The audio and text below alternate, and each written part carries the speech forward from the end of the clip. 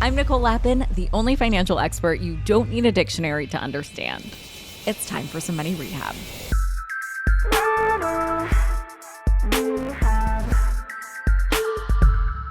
Today is a very big day for your girl, Nicole Lappin. I just got into New York City and I have Good Morning America this morning. No big deal. And then the Webby Awards tonight. It is a pretty big Monday, but it's not all glitz and glamour over here. We have some mic issues, so I'm recording this episode on my phone. We're going to roll with it because the show must go on.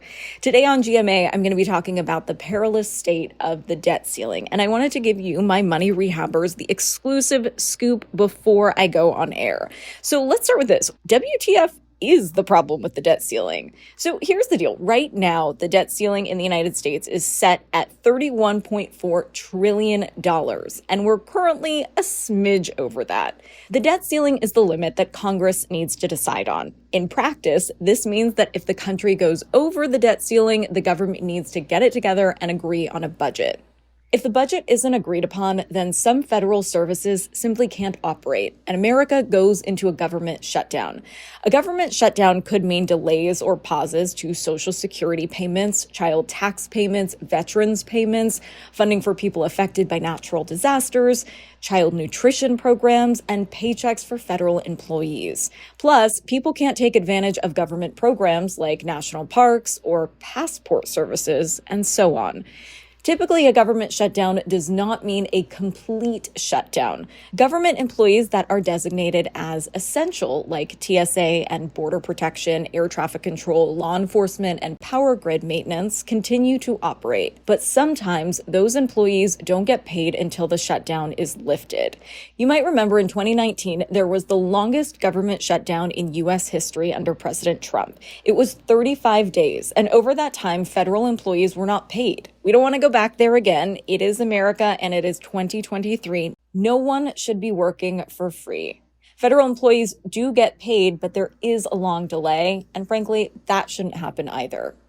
Overall, a shutdown is bad for the economy. And even worse, if the debt ceiling isn't raised, the U.S. government could actually default on its loans for the first time in history. This trouble signals instability to the world, which is bad for the global economy and the U.S. stock market. All in all, it sounds like this should be a no-brainer, right? Why doesn't the government just raise the roof already?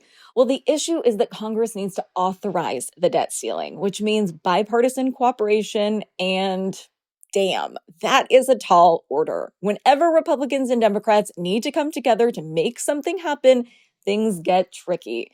It turns into a "what have you done for me lately" situation where politicians say, sure, I'll agree to your terms if and only if you give me what I want. Those conversations seldom happen quickly. Republicans want to reduce future debt by cutting government spending in discretionary areas like education and canceling a lot of green energy tax breaks. Democrats have a plan to tax billionaires and giant corporations with the goal of reducing the national debt by $3 trillion over the next 10 years. But since, again, the total debt is $31.4 trillion, there is a long way to go. So to draw a clear line between the points we've talked about so far, the thing to understand is that this is a standoff in Washington, not a true crisis. So the country is not broke. Plenty of countries would be stoked to lend the U.S. money. But because of what is essentially a big budgeting argument, we can't get that money. The easiest way to explain this is imagine you're a college student and you pay tuition with student loans and those checks get sent to your mom's house. And then you and your mom get in a big fight and she kicks you out and holds the checks. The money is there to pay for your tuition, but you just can't get to it until you make nice with mom. Also, this is not a surprise. Again, this debt that we're talking about is what lawmakers already signed us up for with the laws they passed, and money that is good as spent. So this is a lot of fuss for something that we could have seen a mile away. It's like swiping your credit card and then complaining that you all of a sudden have a credit card bill. That choice was on you, boo. Treasury Secretary Janet Yellen said the U.S. could default on its loans as early as June 1st. So in all likelihood, the debt ceiling will be lifted again, but it might be a rocky road to get there. And while a government shutdown isn't likely, it's happened before. So here are 3 things you should do to prepare for whatever comes next. Number 1, prepare your emergency savings plan. You know the drill. 3 to 6 months of living expenses in the bank would be great to have squirreled away in case of an emergency, and ideally in an account that's liquid, meaning easily accessible. But this is especially important if you're a federal worker, like a TSA agent or a member of the Coast Guard. Because again, in the past, government workers didn't get their checks. Historically, Medicare and Medicaid payments have been protected during debt ceiling fights. But if it goes on long enough, those could be affected as well. So if you or your family members depend on the government for money, start thinking about what life would look like without it for a few weeks. Call your mortgage company now and ask if forbearance is an option if a shutdown happens, and ask what kind of paperwork you would need to file so that you're ready with a plan if your paycheck is late. You'll get paid eventually, but it's important to prepare for a situation if that money is a few weeks or more late. Number 2. Take advantage of treasuries. Right now, 3-month T-bills, those are treasuries or short-term bonds issued by the government, are at 20-year highs at over 5%. This is factoring in the default risk. So remember, bonds are like IOUs. If the person you are letting borrow your money is perceived as risky, or there's a chance you'll never get your initial investment back, then you'll want a higher rate of return for lending them your money in the first place.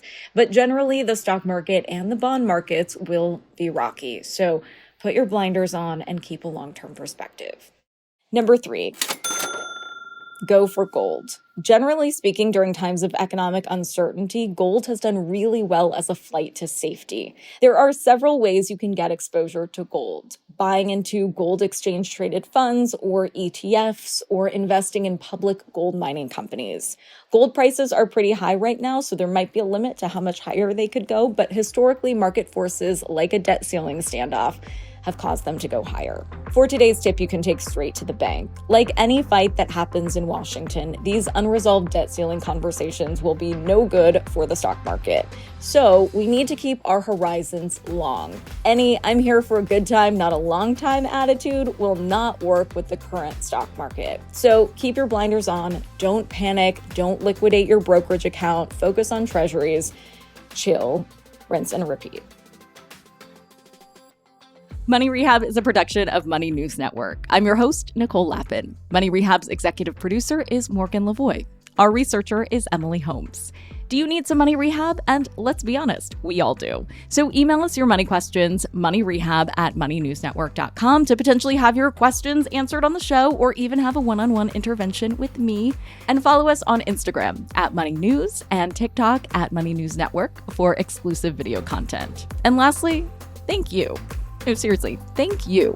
Thank you for listening and for investing in yourself, which is the most important investment you can make.